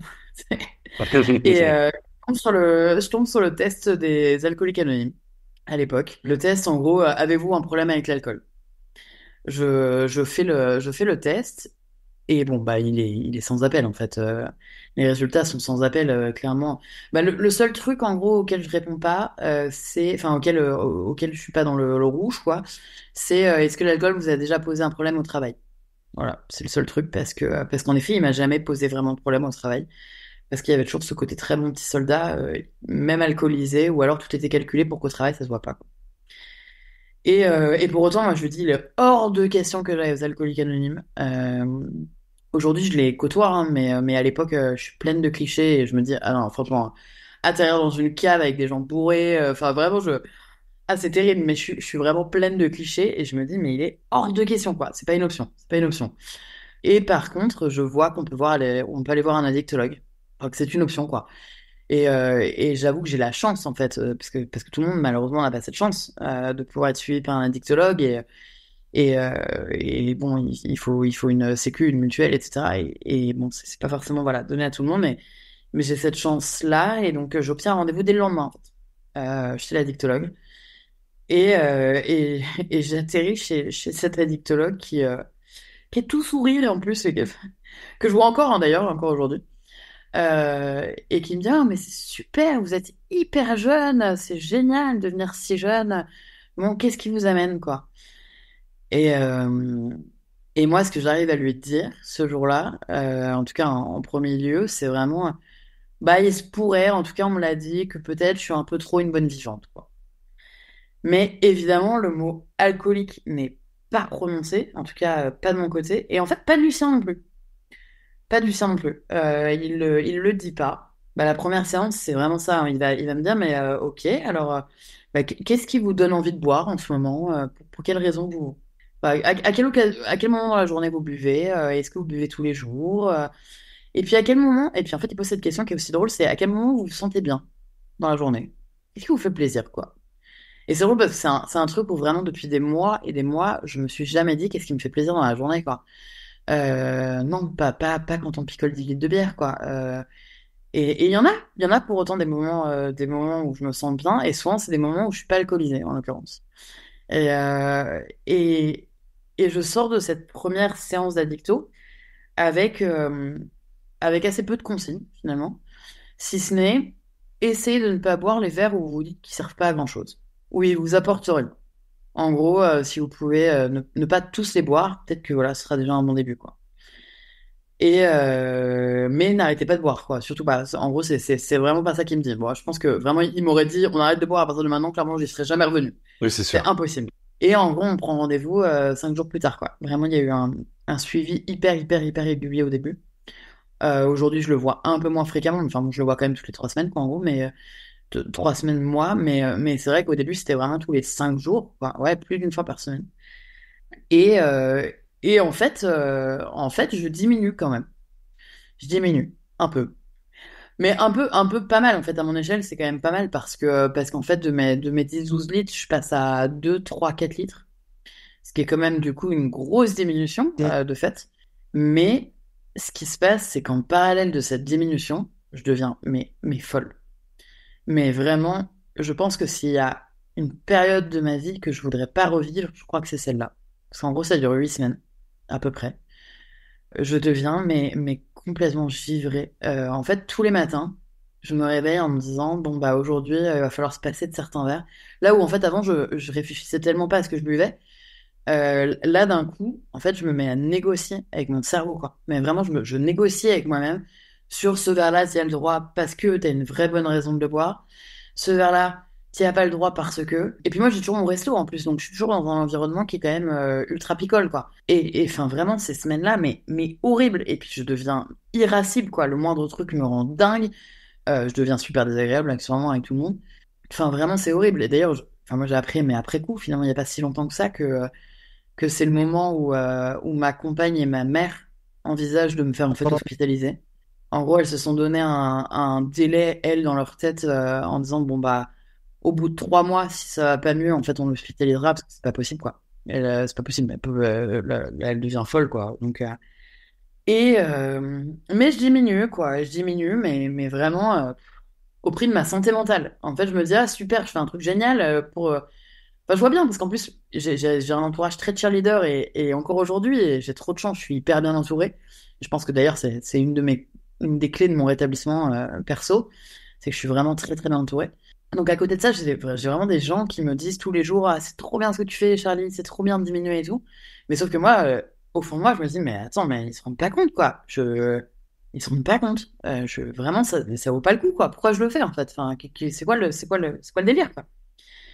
Et un jour, j'ai atterri une nouvelle séance chez l'Addicto. Et en fait, je sais pas pourquoi ce jour-là. Honnêtement, je sais pas pourquoi ce jour-là. Mais ce jour, pauvre homme, je lui hurle dessus. Je lui hurle dessus et je lui dis, mais en fait, ça me va pas du tout, cette histoire-là de un verre, puis pas l'autre, puis machin. Puis en fait, je lui dis, non, non, moi, c'est soit on ouvre le robinet, soit on ferme le robinet, mais l'espèce d'entre-deux foireux, là, j'en veux pas. Et je lui dis, je ne sais pas si c'est ça être alcoolique, mais peut-être que j'en suis. Et en fait, c'est la première fois que ce mot va être prononcé. Et en fait, il vient de moi. Il vient pas de lui, il vient de moi. Et là, il me regarde toujours avec son grand sourire et il me dit, mais bah, c'est ce que j'attendais, en fait. C'est ce que j'attendais de vous depuis ces longues semaines, c'est ce que j'attendais de vous. Et c'est le moment où moi, je vais vraiment pouvoir intervenir. C'est le moment où je vais pouvoir vraiment voilà, vous aider, peut-être un peu plus qu'avant. Et il dit, bah, si vous voulez, je peux vous donner un traitement. Un traitement pour sevrage alcoolique, traitement que je prends encore aujourd'hui. D'accord. Euh, alors, un peu moins qu'avant, mais que je prends quand même. Par contre, moi, je m'énerve. Je me dis, attends, pourquoi vous me l'avez pas donné avant le traitement? En fait, Oh, ça m'aurait peut-être aidé, quoi. Ça m'aurait évité des semaines d'enfer. Ça aurait été sympa, quoi.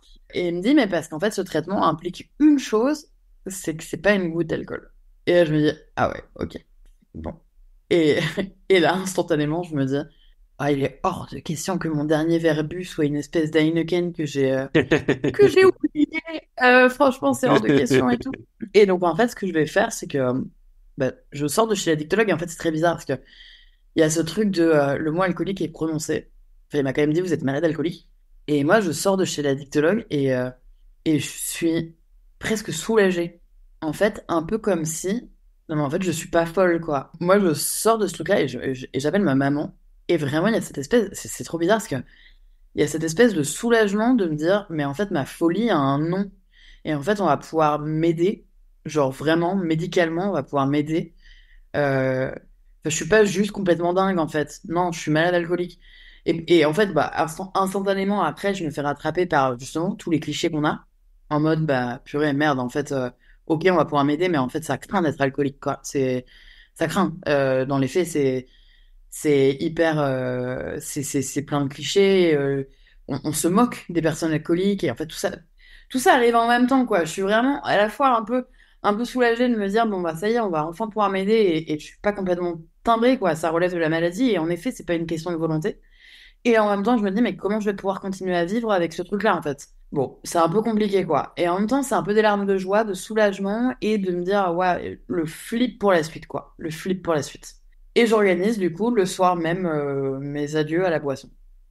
Très scène du Christ, quoi. Vraiment le truc. Genre, il me faut mon dernier verre. Je m'achète un champagne, un blanc de blanc. Je m'achète une bouteille d'une super bière locale, une IPA, et je m'achète un vin blanc à Condrieu. Et je fais ces adieux à la boisson avec ma compagne, du coup, dans notre appart. Et en fait, c'est drôle parce qu'elle boit quasiment pas ce soir-là. Et elle me dit, non, non, mais Charlie, profite en fait, hein. Profite. J'ai une photo de cette soirée où vraiment je tiens mes bières et mes boissons, là, mon champagne, mais tel des précieux, quoi. Vraiment précieux, quoi. Et forcément, je flippe. Je flippe à mort de cette soirée. Enfin, pendant cette soirée, je me dis, je suis là avec mon verre et je me dis, mais c'est pas possible, en fait. Décemment, ça peut pas être le dernier. Je comprends pas. Enfin, ça peut pas être le dernier, c'est pas possible. Parce que, bah, chose que maintenant, je sais, il faut pas trop faire, mais sauf que sur le moment, c'est normal, je le fais. C'est que moi, je me projette et je me projette hyper loin, en fait. Déjà, je me dis, bon, bah, c'est pas possible parce que dans 15 jours, t'as ton anniversaire. Là, et t'as un mariage, comment tu vas faire, c'est pas possible. Là, t'as un festival égal d'espée chaude, c'est pas possible. Et en gros, je visualise des trucs où je me dis, mais c'est pas possible, en fait, je pourrais. Enfin, évidemment que je vais boire. Évidemment que je vais boire.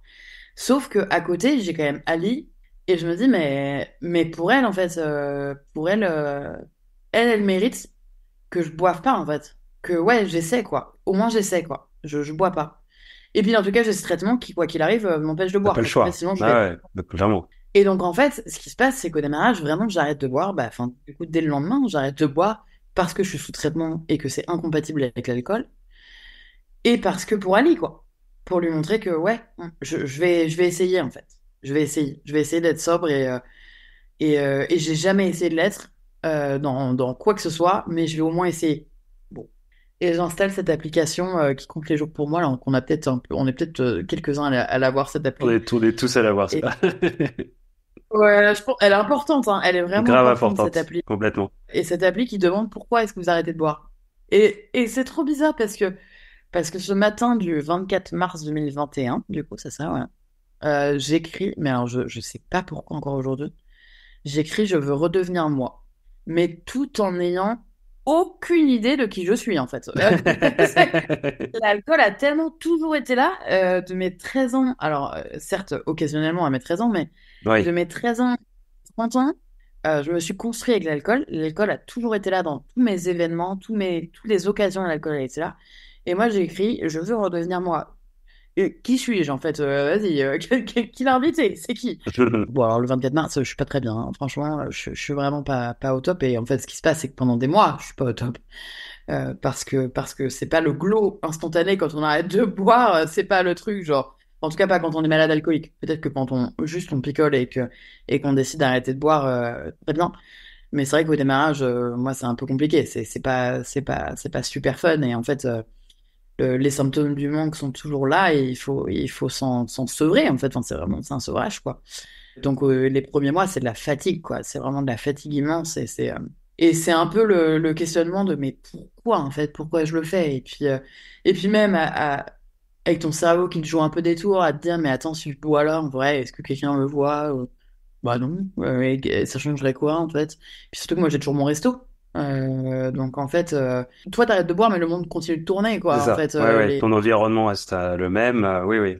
ouais, et puis moi j'ai toujours dit aux copains, et c'est toujours mes copains, c'est qu'en fait moi j'ai arrêté de boire, mais vous, je vous demande surtout pas d'arrêter de boire, non, non, non, non. D'ailleurs, ça m'aurait même gêné en fait que eux changent quoi que ce soit par rapport à moi, par rapport à ce truc-là. Moi j'avais vraiment à cœur de me dire, bah, ce dernier verre à la main, je me suis dit, mais en fait c'est simple, c'est soit je. Enfin, moi je me suis dit, je vais devenir terriblement chiante, ça va être terrible. Et je vais me transformer en nonne, quoi. Enfin, vraiment, c'est pas possible. Et donc, très rapidement, je me suis dit, non, mais en fait, il faut que je vive plus, quoi. Il faut que je continue à sortir, il faut que je continue à faire la fête, il faut que je continue à voir mes potes, ma famille, tout, quoi, en fait. Tout comme avant, et voire même un peu plus. Parce que, ok, j'ai arrêté de boire, mais en fait, j'ai pas arrêté de vivre. C'est ça, la vie continue, oui. Ah bah la vie continue et puis bon après c'est peut-être le côté un peu têtu ou quoi mais j'avais besoin de me prouver y compris à moi-même que en fait ok j'ai arrêté de boire mais non j'ai pas arrêté tout le reste, quoi. Et tout ce qui donne un peu de saveur à la vie de tous les jours, quoi, en fait. Enfin, voilà. Et il y avait vraiment ce truc-là. Et en fait, c'est drôle parce que justement, en vivant comme ça, c'est là où j'ai trouvé c'est là où j'ai trouvé mes raisons de rester sobre. Donc, autant j'ai clairement arrêté de boire, pas pour moi. En tout cas, le déclencheur a pas été pour moi. J'ai arrêté parce que Ali, j'ai arrêté parce que mon traitement, j'ai arrêté, voilà. Et puis parce que cette énième chute. Mais j'ai continué à, à rester sobre et je continue à rester sobre parce que j'ai trouvé du bonheur, en fait, c'est du plaisir dans le fait de faire des choses en étant parfaitement conscient de tout ce qui se passe autour, quoi.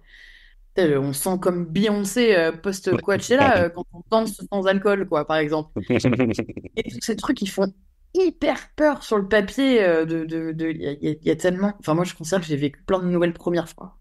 Il y a vraiment eu plein de premières fois, en fait, parce que tout avait été fait avec alcool ou presque tout. Et donc, il y a eu ce truc de revivre plein de choses. Ouais, plein de premières fois, en fait. Plein de premières fois sans alcool. Ça me fait écho parce que je me dis, tu sais, c'est comme une renaissance. Toi, tu as marqué, je veux redevenir moi. Tu sais, ça fait un peu comme un peu Ouais. l'enfant parce que tu étais l'enfant avant d'avoir découvert à 13 ans l'alcool. Tu parles de l'application, c'est très cool aussi, tu vois. L'application, ça te permet de te motiver. Tu vois les jours et tout. Tu regardes, t'as des diplômes qui servent à rien. C'est une étoile, un machin, mais psychologiquement, ça fait trop du bien. Tu te dis, regarde, ça, T'as c'est pas cool envie de et tout. remettre le compteur à zéro. Bon, bah, t'as pas Mais envie. non, c'est cool, tu vois. Et puis tu dis, tu prends du temps et c'est comme une relation. C'est aussi avec ton histoire. C'est que quand tu as une relation, tu as construit plein de choses dans une relation de couple, les tentations de quoi que ce soit, tu te dis, ouais, mais putain, j'ai tellement construit de choses, on est liés et machin, tu vois. C'est un peu comme les nombres de jours où tu dis, putain, mais là, ça fait 2 semaines, 3 semaines, un mois, je pars plonger pour un putain de shot, alors que ça fait un mois que je suis déjà dans une bonne perspective et je redécouvre les choses et je kiffe, en fait.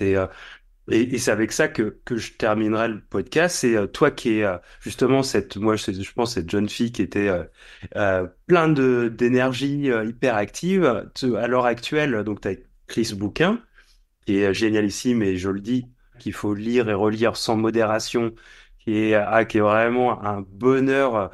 Et c'est pour ça que je veux pas trop aller aussi sur ton histoire parce que je veux aussi que les gens découvrent par rapport à la lecture parce que je trouve que c'est hyper important. Et moi, petit dyslexique que j'étais, je m'éclate maintenant à lire, donc il n'y a pas de raison et ça c'est très cool.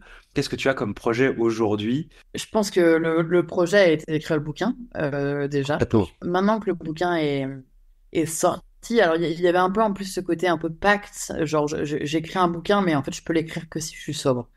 Parce que sinon quelle est sa valeur en fait? Enfin, c'est plus compliqué quoi. C'est plus compliqué.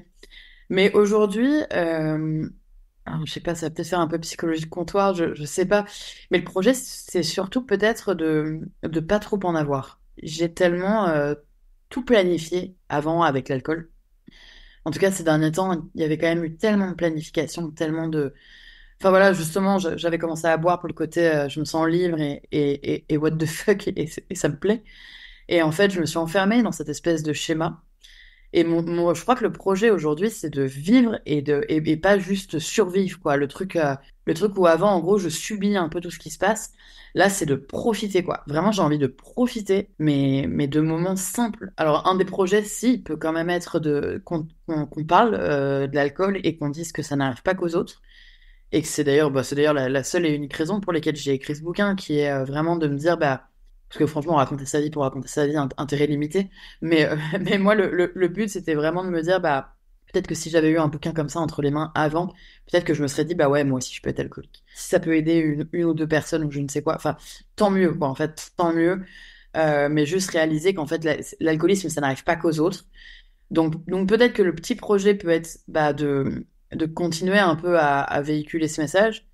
Mais je pense que ce message, il se véhicule que si on vit, en fait. J'ai arrêté de boire, mais j'ai vraiment pas arrêté de vivre. En fait, c'est surtout ça.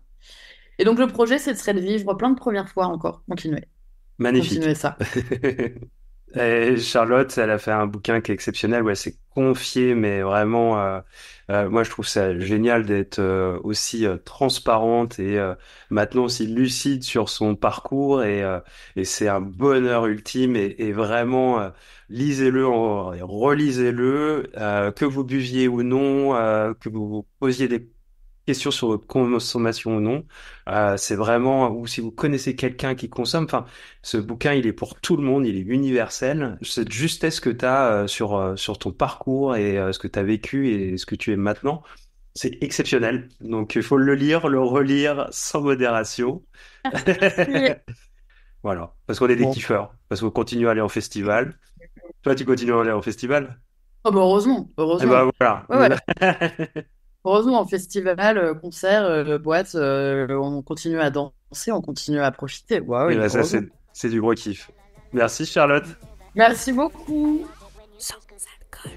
un immense merci d'avoir partagé ce moment privilégié avec nous. Si cette histoire t'a touché et que tu as envie de te livrer, de partager tes succès ou tes défis dans notre podcast, nous t'invitons chaleureusement à nous contacter. N'oublie pas de t'abonner à notre podcast pour ne manquer aucun nouveau épisode. Et souviens-toi, dans la communauté Abstem, on vit la vie à fond, sans alcool, mais avec un cœur rempli de joie. Abstem, une vie épanouie sans alcool.